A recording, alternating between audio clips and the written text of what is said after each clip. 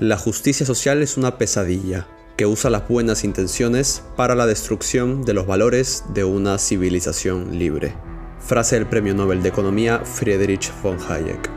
Otra vez una semana llena de duras verdades. Empezamos con el episodio número 3 de Veritas Club. One small step for man, one giant leap for mankind. Here man from the planet Earth, first step foot upon the Earth. Stock market is now down 21%. ¿Comprendes el peligro de que la economía financiera mundial vuelva a colapsar? Demuestra profunda preocupación sobre lo que está haciendo El orden mundial cambiante se Tenemos el acerca. liberalismo, el capitalismo. Money is merely an idea. La sueña madrugada del jueves la invasión de Ucrania. NASDAQ, everything and more has been completely wiped out. La primera víctima del coronavirus en Estados Unidos cambió de un día para otro el panorama en el país. Libertad es poder hacer lo que debemos. Este episodio va a ser como una historia, de esas que quieres que te cuenten pero que sabes que al final no te gustará del todo. Una historia de sabor amargo. Y sí, dije que hablaría sobre los sistemas de pensiones. Vamos a ver cómo funcionan y cómo operan detrás de las cortinas. Ya saben, este podcast es para observar todas esas realidades que normalmente no están expuestas. Pero antes tengamos en mente para este episodio dos conceptos que ya hemos visto anteriormente. Primero, la naturaleza del dinero y su concepto de neutralidad. Segundo, cómo todo cambió en el año 1971 para la sociedad y la economía, cuando el presidente Nixon disolvió el tratado de Bretton Woods, haciendo que las monedas dejen de respaldarse por el oro, una fecha que cambió el curso de la historia. Si no se acuerdan de ellos o aún no lo saben, luego pueden ir a escuchar los episodios anteriores, que estoy seguro de que abrirán nuevas puertas en su forma de ver el mundo y no les va a tomar mucho tiempo. Pero bueno, sigamos con el tema de hoy, el sistema de pensiones. Si vives en Europa o América en general, es muy probable que sepas de qué hablo cuando digo sistema de pensiones. Trabajas durante 30 años, toda tu vida, aportas al sistema social una parte de tu salario y cuando te jubilas, puedes gozar libremente de un sueldo cuantioso hasta que te mueras. ¡Qué concepto tan maravilloso! Me quitan una pequeña parte de mi sueldo con la finalidad de asegurar mi futuro. El Estado vela por mi bienestar y garantiza que durante la etapa final de mi vida, justo en donde estamos frágiles, cuando estamos ya ancianos y ya no tenemos tantas facilidades físicas y mucho menos la energía de antes, es en esa etapa cuando vienen a encargarse de nosotros, ¿no? Así es como funciona en Occidente. Pues no es del todo así. Ya saben, si al final fuera como acabo de explicar, este podcast no tendría razón de existir. Las dinámicas de la realidad son mucho más complejas de lo que aparenta. Como de costumbre, remontémonos a otra época y empezamos la típica clase de historia de este podcast. Ya saben, para entender bien los conceptos, a veces hace falta ir al origen del todo. A finales del siglo XIX, fue el canciller Otto von Bismarck quien propuso al Parlamento el sistema de pensiones, según él como un sistema de bienestar social. Básicamente lo que propuso fue lo mismo que lo que aplica el sistema de pensiones actualmente, aportar la parte del salario para una jubilación, pero el diablo está en los detalles. En ese entonces, la esperanza de vida de las personas era de aproximadamente 45 años, y el sistema que el canciller propuso consistía en jubilarse a los 70. Claramente había algo detrás escondido. En un debate parlamentario, se le preguntó a este canciller si era consciente de que esta medida haría que la gente dependiera del Estado de por vida. Él simplemente respondió que ese era justamente el objetivo. Bueno, definitivamente no empezamos bien el asunto. De igual forma, Europa fue adoptando esta medida posteriormente y en Estados Unidos fue el presidente Roosevelt quien introdujo el sistema en el año 35, justo antes de la Segunda Guerra Mundial. Pero para ese entonces la sociedad era diferente y existía una tendencia clave en la demografía a lo largo de Occidente. La población de las sociedades estaba en un continuo crecimiento. Habían tasas altas de reproducción, de mano de obra, de factor productividad y justamente por ello, la edad media era más joven que la de ahora. A grandes rasgos, había mucha gente en edad de trabajar y de producir que gente mayor jubilada. En aquel entonces las dinámicas entre la sociedad y la economía también eran diferentes. De allí de donde nace la conocida frase American Dream, el sueño americano, en donde las personas podían trabajar tranquilamente, tener una tasa alta de ahorro, planificar su vida, gestionar sus proyectos como construir una casa, pagar la universidad de sus hijos, crear un negocio, etcétera, etcétera. Hasta allí el sistema de pensiones podía funcionar por una cuestión, como dije, demográfica y social económica. Recuerden, como dijimos en el podcast anterior, En 1950 podías comprar una casa con el salario de 3 años. Luego queda muy aparte el concepto de libertad restringida, que suponía implementar el sistema de pensiones, lo cual claramente te ataba a 30 años o más. Pero eso lo veremos en un momento. ¿Cuál es la situación actual ahora? Existen dos modelos distintos de pensiones, el público y el privado. Hasta ahora nos hemos referido al sistema público de pensiones. El privado pues es básicamente aportar a sociedades externas, los fondos de pensiones, y luego esos se encargan de capitalizar lo acumulado. Las dinámicas son muy parecidas y ahora las explicaremos. Si hablamos de Europa, el sistema público, el sistema clásico de pensiones, es el que mayor abarca la población,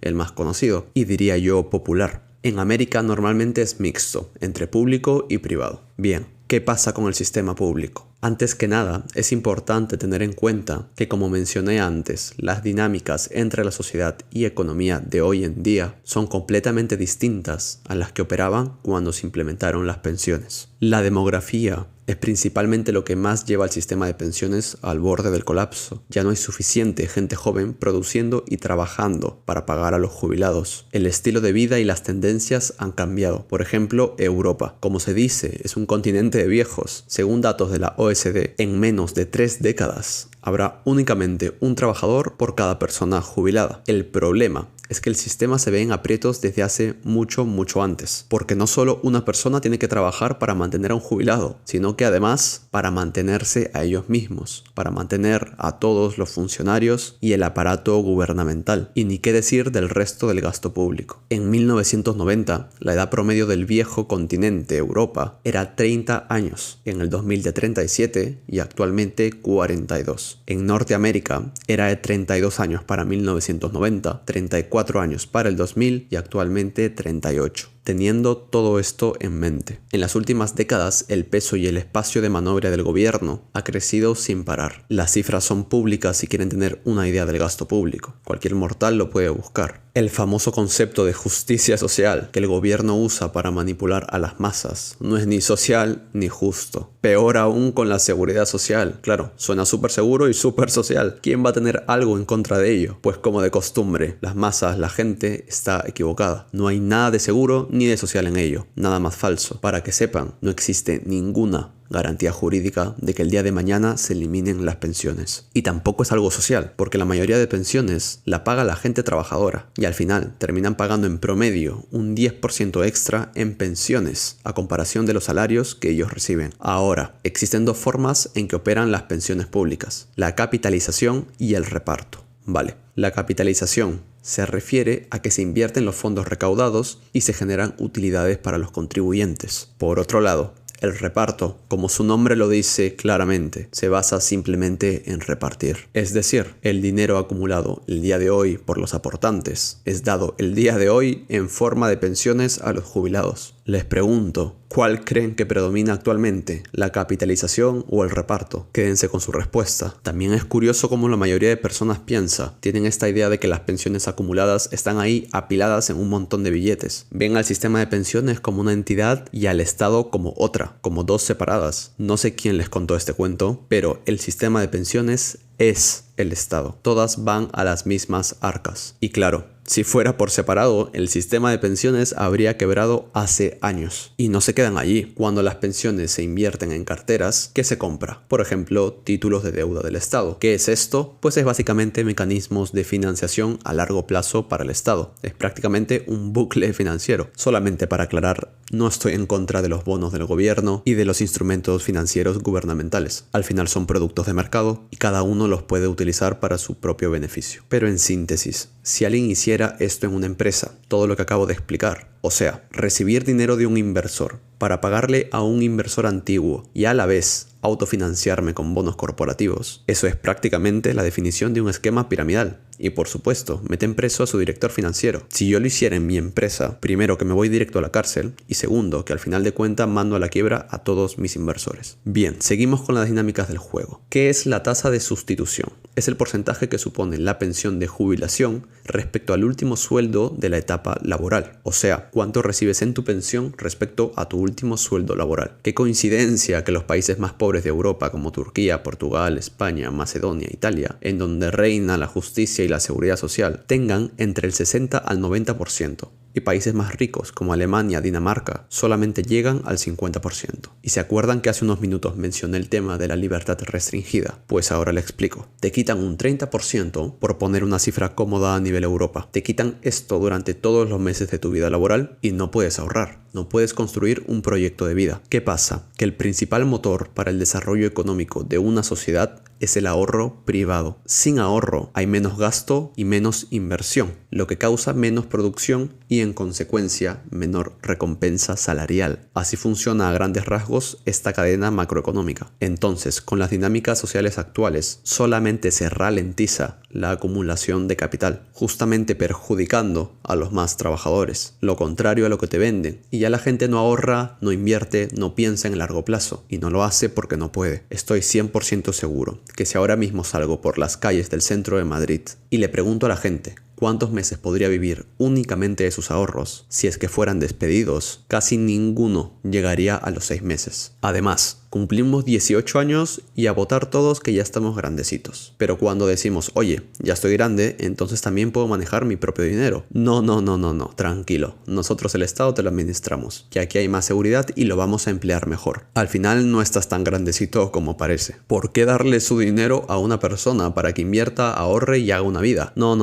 Eso no cuenta. Una persona en promedio, por seguir con el ejemplo de Europa, que está ganando 1.500 euros brutos en su nómina de contrato, en realidad tiene un salario de 2.000. 500 se van a la seguridad social de la empresa. De los 1.500 restantes, 250 se van a la seguridad social del trabajador. Y al final quedan 1.250 netos. Pero ahí no termina. De esos 1.250 se te van unos 200 en impuestos por el consumo diario de productos o servicios. Todo lo que compras tiene un impuesto incluido. Al final ya no estamos en el rango del 30% de impuestos. Hagan ustedes sus cálculos. Si se ahorrara todo esto al final de una vida, estaría entre 1/4 y 3/4 del millón de euros, dependiendo de la persona y algunas variantes. Pero no. Recordemos que esa persona no es eficiente para manejar su propio dinero y por ende lo tiene que dar a las arcas del Estado. Desde este lado simplemente no existe respaldo alguno para avalar la eficacia de un sistema de pensiones público. Ni las tasas natales, ni los factores de productividad, ni la edad media apoyan esta teoría. Los números simplemente no cuadran. No es coincidencia que en Occidente gran parte del gasto público se vaya destinado a pagar únicamente las pensiones o a la seguridad social en general, cuando no debería ser así. A todo esto, ¿ven alguna diferencia entre las pensiones y los impuestos? Les dejaré eso por ahí. Ahora, ¿qué pasa con el sistema privado? La dinámica es bastante similar, pero a través de fondos privados de pensiones. Primero, que la industria global de los fondos de pensiones se estima entre los 50 trillones de dólares. Es una industria gigantesca y que, claro, cuentan con la presión de los inversores, o sea, de los pensionistas particulares, de generar rendimientos constantes. Por ejemplo, miren las cifras de Holanda. La industria de los fondos de pensiones representa el 200% del PBI y en Reino Unido del 120%. Es gigantesco. ¿Y cómo generan estos rendimientos los fondos de pensiones? Pues los destinan a diversos activos considerados seguros y también a otros considerados de riesgo, como el mercado de valores, derivados financieros, real estate, etc. Sin embargo, por legislación, y esto varía un poco según el país, pero a grandes rasgos están obligados a tener activos líquidos o AAA. ¿Qué son estos? Son activos considerados muy seguros y fácilmente convertibles a dinero líquido en un periodo corto de tiempo, y que califica como AAA, bonos del Estado, títulos de deuda gubernamentales. Así es como funciona a gran escala. El dinero se intenta capitalizar y devolver posteriormente. No obstante, por regulaciones financieras como estas y por el hecho de que los fondos de pensiones mueven sumas gigantescas de dinero, muchas veces se genera un propio conflicto de intereses. ¿A qué me refiero? Número 1. Los volúmenes muy grandes de dinero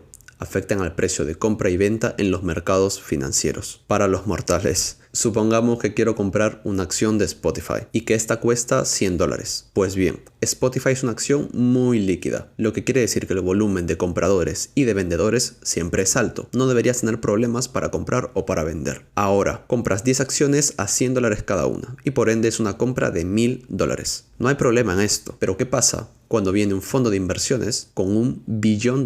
Para desplegar todo ese capital, tendrían que comprar 10 millones de acciones. Eso mueve al mercado por un tema de exceso de demanda y por mecanismos que no entraremos ahora en detalle. La compra no termina a $100 por acción, sino a 100.5 o a 100.1. Y si bien esto no es un problema tan grande, consideré importante comentárselos. Número 2. Por temas de regulación, por tamaños de activos, por horizonte de tiempo y por la propia estructura interna de los fondos de pensiones, normalmente tienen que posicionarse sobre el lado long y no sobre el lado short. ¿Qué quiero decir otra vez? Cuando compras acciones de forma normal, entre comillas, a eso se le llama ir en largo, ir long. Sin embargo, existe un concepto que utilizamos en los fondos privados de inversiones, o hedge funds o los traders profesionales, que es vender en corto. El short selling. ¿Qué es esto? Pues es prácticamente apostar en contra de un producto financiero. Mientras más disminuye el precio de ese producto, más nos beneficiamos. Los mecanismos para esta operación son completamente diferentes a los que se utilizan para simplemente comprar una acción del modo normal, por así decirlo. Y si me pongo a explicar eso, probablemente a la mitad de mi audiencia le dé un derrame cerebral. Así que vamos a seguir con el tema de los fondos de pensiones. Pues como decía, los fondos de pensiones, por los temas que mencioné, tienen la naturaleza de posicionarse sobre el lado long, el lado más común del trading e inversiones. ¿Y qué pasa cuando solo puedes estar de este lado? La respuesta es simple. No puedes adaptarte a los ciclos económicos y por ende es inevitable que los resultados disminuyan cuando hay crisis económicas, recesiones o mercados bajistas. Estos dos puntos que he mencionado son los conflictos que muchas veces juegan en contra de los fondos de pensiones. Y como ya les dije, por ahora no entraremos más en mercados financieros, porque si no sería como lanzarlos a la piscina y todavía no les he explicado cómo nadar. Es más, ni siquiera les he explicado que existe el agua. Entonces no se preocupen, que muchos episodios en Veritas Club estarán destinados a los mercados financieros y al mundo de las inversiones, trading, etc. Un dato curioso, y lo sé de primera mano, es que al dinero de los fondos de pensiones se les conoce como dump money, dinero tonto, porque muchas veces la gente encargada de gestionar estos fondos no tiene idea de nada y terminan pactando contratos que no entienden para otorgarles todo este capital a fondos de inversiones externos. Al final, en algunos casos, las pensiones terminan en manos de personas que poco o nada les importa el bienestar de los jubilados. Esto es algo que, por ejemplo, pasa muchísimo en Estados Unidos. Para ir terminando el episodio de hoy, recuerden que tanto en el lado privado como en el lado público, los sistemas de pensiones se comprometen a pagar un flujo constante de dinero en un futuro relativamente cercano, o sea 30 años aproximadamente. Todo únicamente con las promesas de la seguridad social, lo que es más seguro y justamente social para la población. Y lo que es peor aún es que, claro, la gente no está enterada de nada. No saben que incluso si es que todo sale bien y devuelvan el dinero, no han compensado el factor inflación. El dinero de hoy no es el mismo que el de hace 30 años. El poder adquisitivo ha cambiado. Si miramos la inflación acumulativa desde abril del 2020 es de aproximadamente 20%. Sin embargo, el salario medio solo ha tenido un incremento del 10%. Esto en el lapso de poco más de 2 años. Todos los responsables saben que el sistema de pensiones es insostenible. Sin embargo, claro, en una sociedad en donde el número de jubilados es altísimo, ¿qué gobernante va a querer tenerlos a todos en contra? ¿Cómo les van a quitar las pensiones a tantos votantes? Los invito a que busquen el caso del sistema de pensiones en Reino Unido el año pasado, en el 2022. El Banco Central tuvo que intervenir para que básicamente el sistema no colapsara por completo. Contuvieron la burbuja por algún tiempo más. Digo con seguridad que al día de hoy todo el sistema y todos los fondos de pensiones están en bancarrota. Si tuvieran que cumplir con sus obligaciones, no tendrían los activos recaudados, mucho menos aún en situaciones como la de hoy en día, en donde el panorama económico no es nada favorable. Están en falta en trillones y trillones alrededor del mundo. Y a pesar de que hayan realidades tan ocultas en nuestro día a día, pero que por fin ahora las descubrimos, no se olviden de disfrutar la vida y sonreír. Como dije en el episodio número 1, la vida empieza ahora. La verdad nos hace libres. Un fuerte abrazo a todos, hasta el próximo viernes.